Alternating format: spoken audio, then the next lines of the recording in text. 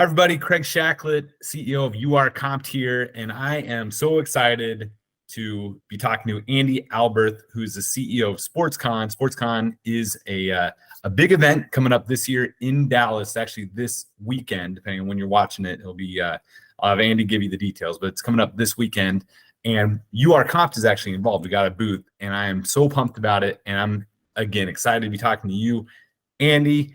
Andy, first of all, thanks for coming in, and then why don't you tell us a little bit about SportsCon? Well, it's really something that's kind of never been done. It's built like this Disneyland theme park for sports fans.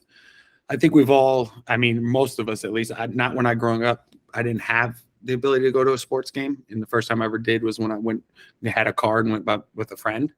So I think it's something, and when I went, you don't get to really meet the athletes. And come here in Dallas, go to a Cowboy game, a Mavs game, win or lose, spend a lot of money if you got kids. And 3 hours later, you don't meet an athlete.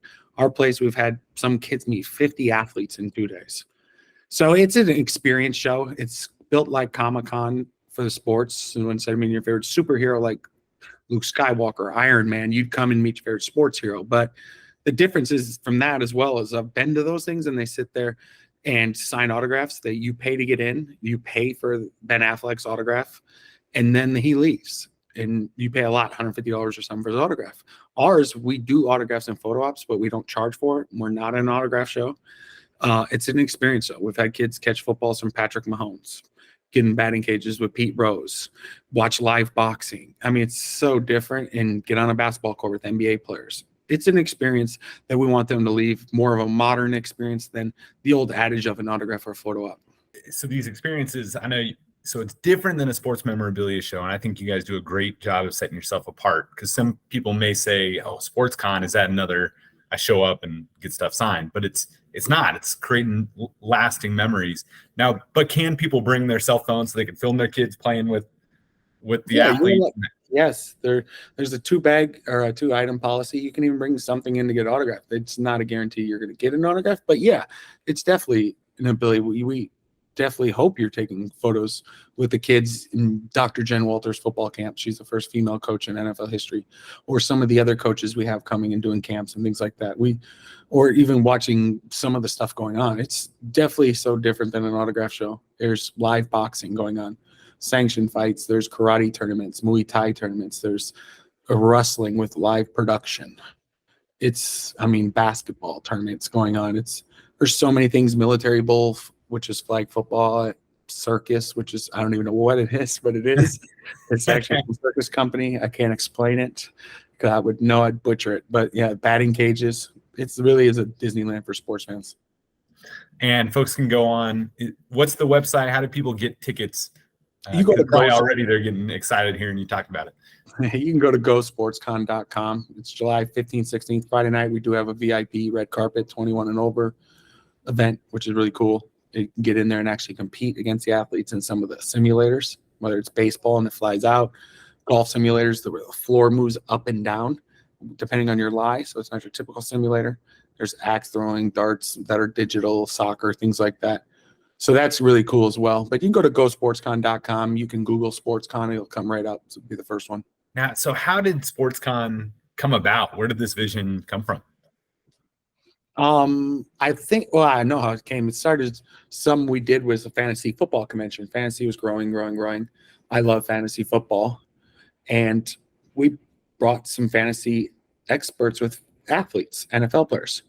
And we paid the top 6 fantasy experts, the Matthew Berrys, Stefania Bells from ESPN, the 2 guys from Yahoo and CBS, and did a main stage events, paid almost $100,000, maybe $50,000 for them. Main stage event, sleepers, get it before you do your draft against your friends, insider info, and they're all watching on stage. And then Zeke or Patrick Mahomes is walking by with their handlers, which is a military member and a high school athlete. And half that stage got up to go get close to Zeke. And that's right there kind of clicked. It's that interaction you don't get at the games that I said earlier. So it really spun like, what if I took that 60, 70,000 we paid these, what's it called, and got a few more headliners and more athletes. And then it was like, not fantasy. This was fantasy. Now, fantasy could be in a small corner of what SportsCon can be, not just football, but basketball, baseball. We have Olympic runners. I mean, we're soccer players. We've been hit on so many other sports, national rugby. I didn't even know Dallas had a rugby team, but they want to come. I mean, it's crazy. Like, yeah, so many different partnerships, and you just learn about some other sports as well. So we're going to touch more into it, I think, as we grow and we go to different cities on the Olympics and all that other stuff. Okay, I was going to ask that. So you're obviously based in Dallas, and the show this year's in Dallas. But you plan on taking SportsCon to different cities? Oh yeah, next year, or it's either next year or the year after. We're going to go to Las Vegas, and that will be our second city. So it will always be here. This is the biggest football city in the world by far. I'm not from here, but if you're not from here, you can even notice it more, I think, because you don't see that growing up. So that's really cool. We're always going to do it literally a week and a half, 2 weeks before the Cowboys go to training camps. People are excited about football. Before that, it's the 4th. So it's always going to be here. We're going to do Vegas, most likely Super Bowl weekend, every Super Bowl. And then we'll launch LA the next year, New York, Chicago, Miami, Atlanta, Nashville.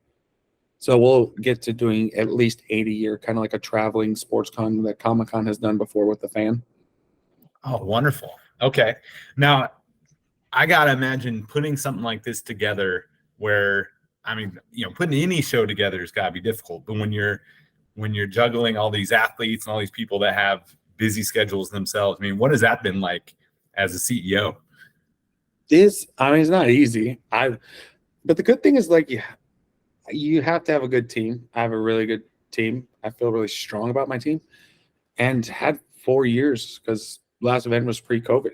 I mean, we crushed it our first year as SportsCon. We crushed it every year, even with the fantasy football convention. But SportsCon took it to another level that we were going to be at the Dallas Convention Center right there with 200,000 square feet with the ability to get 300,000 square feet and go 500 professional athletes. So it was kind of like it's like a restart. It's like almost like a startup again. So it was hard, definitely hard. But then also we have the experience. So you would ask me that 3 weeks to a month ago, I would have thought this was going to be the Fire Festival 2.0. So it's so different. You have to literally adjust. And because of COVID, you learn and adjust or you die as a company. So we literally had to learn on the fly. We didn't have a long launch. It was very risky to launch 3 months before, especially coming out of COVID. And I thought it's so risky and a bad decision. And now sponsors have actually just rolled in. We have more booths this year than we had pre-COVID. We have more production. We didn't have live wrestling. We didn't have 2 days of boxing. We had 1 day. We didn't have Muay Thai and karate tournaments. So there's so much more that to it. But I mean, it's 18, 19-hour days. Definitely 18-hour days, 7 days a week for the last 3-4 weeks, just to make sure you can give the fans the best experience. I tell my employees, we already know it was a 99% crap show, and they don't see that, the attendees. They think it's the greatest thing ever, and it's live production, so it's always going to be a crap show, no matter what. It's impossible not to be, but my thought process the entire time is, how can I get that 99% down to 75% this year? So we got more structure. We got more plans.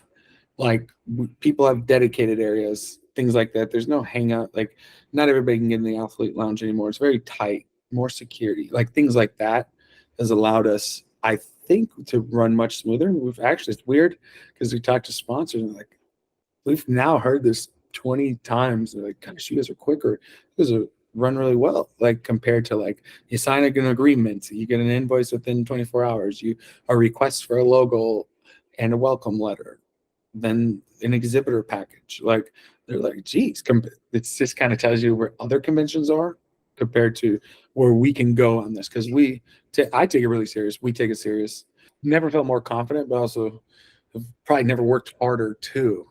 So then so it's coming up this weekend, 15, 16, 17, 18. Gosh, first time in 4 years I heard this weekend. Now you're giving me anxiety and stress. Give me the goosebumps. Yes, I haven't heard that in 4 weeks. 4 years. I know you will knock it out of the park. I know you're an amazing leader. And by the way, if people don't know, you led the soccer team to a championship in your – I know you moonlight. Mighty What's Ducks, that? Mighty Duck style too.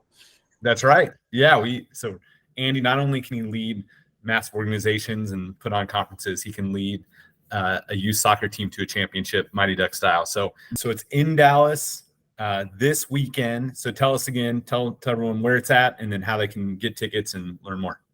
It's at Fair Park, the automobile building, where the famous Texas State Fair is. It's going to be a food festival inside of it. There's going to be a home garden basketball court, base batting cages, 60-yard football field. We do a military bowl where we're going to have special guests coaching the military football games. You'll see the rookie for the Dallas Cowboys, first-round pick Mozzie Smith against Sam Williams. You're going to see Michael Irvin coach one of the championship teams in the championship game on Sunday, how we end it. All they got to do is go to the website. There's so much going on. There's the schedule. There's the roster page. You can see the experience, so you can kind of see a little bit from the years before. It's Go SportsCon. Even if you just Google SportsCon, it will come up. It's gosportscon.com. Levels of tickets are kids. General admission gets you in both days. Or there's a VIP ticket that will get you into the Friday night party as well. Nice. Well, Andy, thank you so much. And URComped members, we actually have a handful for URComped members. So if you see this and you want to go, you're in Dallas, ping your URComped hosts. We've got, supplies are limited, but I would highly recommend if you sell out, if we sell out, which we probably will, go to gosportscon.com and go. It'll be an experience like you can never get anywhere else. So Andy, thank you again. I know how busy you are, so I really appreciate you. I'm going to send you the video. I've sent it to a few friends and a few sponsors to test it out, what I was talking about, and we'll give you guys an extra 10 tickets to throw in with that. So awesome. Andy, you're the man. Thank you so much. Everybody go to gosportscon.com and get tickets for this weekend. See you guys.